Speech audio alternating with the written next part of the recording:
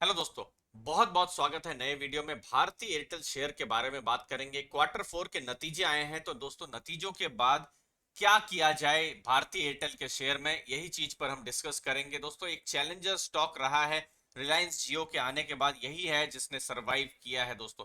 अब ब्रोकरेजेस ने क्या टारगेट दिए हैं, और दोस्तों ये टारगेट आप देख रहे हैं, ये टारगेट को बड़े बड़े एफआईआईज पढ़ते हैं, ये सब बड़े बड़े रिसर्च हाउसेस हैं।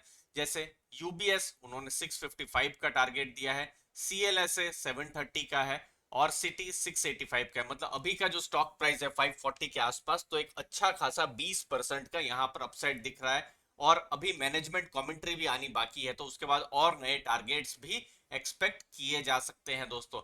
अब ये टारगेट हमारे लिए बताना जरूरी इसीलिए है क्योंकि इन टारगेट्स को, इन रिसर्च रिपोर्ट्स को कौन पढ़ता है? जनरली एफआईआईज पढ़ते हैं, जो बड़े इन्वेस्टर्स होते हैं, म्यूचुअल फंड्स होते हैं, डीआईआईज होते हैं, वो सब पढ़ते हैं।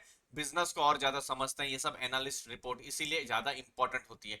अब ये 5 साल के आंकड़े हैं, और दोस्तों अगर मैं 5 साल की बात करूं तो भारतीय एयरटेल के इन्वेस्टर्स के लिए जो जर्नी रही है, ये ऊपर नीचे दोनों साइड में रही है।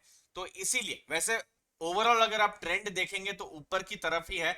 अगर मैं 2015 की शुरुआत की बात करूं तो 350 था, अभी 540 है। बट ऊपर भी गया है, नीचे भी गया है। जब मैं 340 की बात करता हूं तो स्टॉक ने यहां पर दो 400 रुपए के आसपास भी टच किया हुआ है, जब 2020 के एंड के समय में। तो स्टॉक जो भारतीय एयरटेल का है, वहां पर वोलेटिलिटी का रीजन है बहुत सारे। एजीआर का जो सुप्रीम कोर्ट में जो केस चल रहा है वो, फिर रिलायंस जियो के अलग अलग प्लान आते हैं, तो फिर भारतीय एयरटेल पर फर्क पड़ता है। कभी रिजल्ट अच्छा आता है, और सबसे बड़ी बात अभी भी कंपनी लॉस में है दोस्तों। तो क्वार्टर फोर में क्या रहा है उसको समझते हैं। क्वार्टर फोर का जो नेट प्रॉफिट है 759 करोड़ का रहा है। रेवेन्यू जो है 17% अप है, पूरे साल में 25,750 करोड़ के आसपास का रेवेन्यू है। मैक्सिमम रेवेन्यू जो है वो भारत से ही आ रहा है, 18,000 करोड़ से ऊपर का। वो रेवेन्यू की भी अगर हम बात करें तो 17% अप है। एबिटा अगर आप देखें तो 12,583 करोड़ का है, और मार्जिन बहुत स्ट्रांग है। लगभग 49% का मार्जिन है भारतीय एयरटेल का। अर्निंग बिफोर इंटरेस्ट टैक्स जो है 5,048 करोड़ की है। और क्वार्टर फोर में इन्होंने, आप देख सकते हैं, एडिशन किए हैं। आप देखिए 13.4 लाख इतने सब्सक्राइबर का भी जो 4G है वहां पर एडिशन किया है। अब ये नंबर बहुत जरूरी है। एआरपीयू, जब भी जियो या वोडाफोन को हम एनालिसिस करते हैं तो एआरपीयू का बहुत देखते हैं। एआरपीयू कम हुआ है, 166 था पिछले क्वार्टर में, जो कि अभी 145 हो गया है। पूरे साल दर साल में थोड़ा एआरपीयू बढ़ा है, लेकिन एआरपीयू का बढ़ना बहुत ज्यादा जरूरी है। और सस्टेनेबल लेवल पर ये 300 होना, ये होगा तो कंपनी के लिए भी अच्छा है, सेक्टर के लिए भी अच्छा है। शायद एज ए ग्राहक हमारे आपके लिए अच्छा नहीं हो सकता है, क्योंकि ये एक तरीके से इनडायरेक्टली कहा जा रहा है कि जो इंटरनेट के भाव है थोड़ा बढ़ने चाहिए। अब ये है दूसरा बिजनेस, होम बिजनेस अब बहुत है, क्योंकि घर से वर्क फ्रॉम होम हो रहा है, बच्चे भी अभी घर से ही पढ़ाई कर रहे हैं। तो 2,74,000 होम बिजनेस एडिशन हुए हैं। और टोटल अगर आप देखें तो 30 लाख होम बिजनेस, मतलब घर में ही ये बिजनेस, जो घर में ही आपने जो लिया हुआ है इंटरनेट कनेक्शन, तो वो वाला होम बिजनेस, उसमें 30 लाख कस्टमर्स हैं। 47.1 करोड़ है टोटल कस्टमर्स। और ये कस्टमर्स नहीं है, ये टोटल कंट्रीज है, मैंने गलत लिख दिया है, माफी चाहूंगा।